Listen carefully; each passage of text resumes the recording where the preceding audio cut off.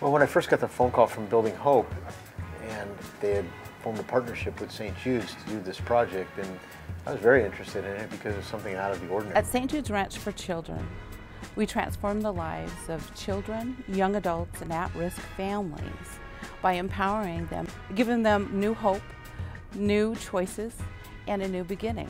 At a certain point, when kids transition out of the foster care system, there's no place for them to go other than to market rate housing. There's no more ability to have supportive services and other things. So this is where St. Jude's Crossings comes in. That it's designed for these guys who could slip through the cracks again to find a place where it's safe, it's secure, they are on their own, but they have a supportive network and safety net to allow them to access it should they need it. Crossings is a small community. The building is set up to where the young people feel like they're in their own apartment.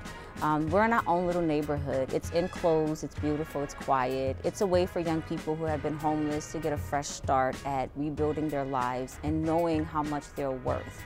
We wanted to give them a sense of family and a sense of belonging and a sense of this is your space. You know, it's integrating these young people, these 18-year-olds to 25-year-olds back kind of into society because they're thrown out there on their own. We were able to build this great, beautiful facility which individualized the people, giving them their own sense of space while providing them with the design, a sense of community, and letting them know that they're not out there by themselves. They have people to support them and help them. It was very important to the developer and the client that this was a place that felt like home.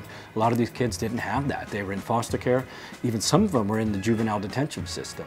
So this is a place where they can learn the basics, how to clean their apartment, how to look for a job, let's get back into school, get your high school diploma or your GED, and let's focus on building you up to be a productive adult.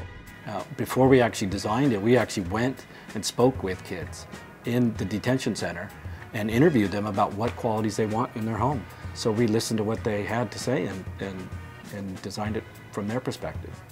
So bright colors, warm colors actually say, I'm a part of something, and they believe in me and I believe in them. Try to put ourselves in the position if we were 18 and we were living there, what would we need? And we would need connections to others to help us succeed. The space creates community because the young people get to actually lean on their neighbors. When you're in a small community, in a neighborhood, you basically will rely on the people that live in the community with you, where they can engage with each other, they can have fun with each other. We have 15 units plus 1 unit for a manager, and then there is a clubhouse. So we turned them all inside to kind of get them to be inside of a courtyard, so they had sort of this community space they can all live and be together with.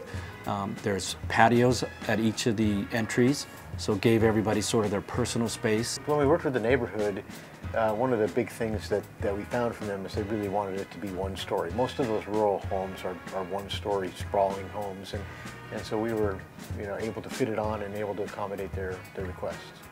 We also try to use some sort of a sustainable approach with materials, and some of the things we did with the fiber cement siding. And the landscaping is very lush as well, but it's also native and drought tolerant.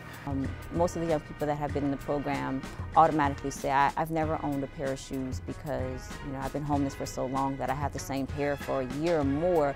To see them get clothing and buy shoes and have food and set up their apartment and start basically saying, I'm an individual, these are the things that I like, it's a big step.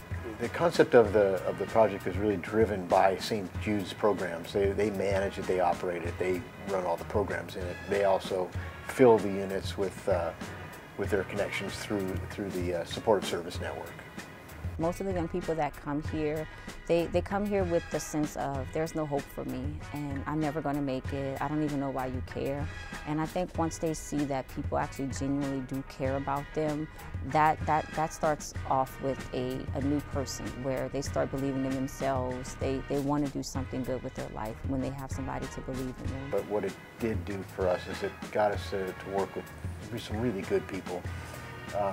And their mission is just, something that you really want to be part of. To know that we're going to help some of these kids to become better, productive citizens, you can't put a price on that.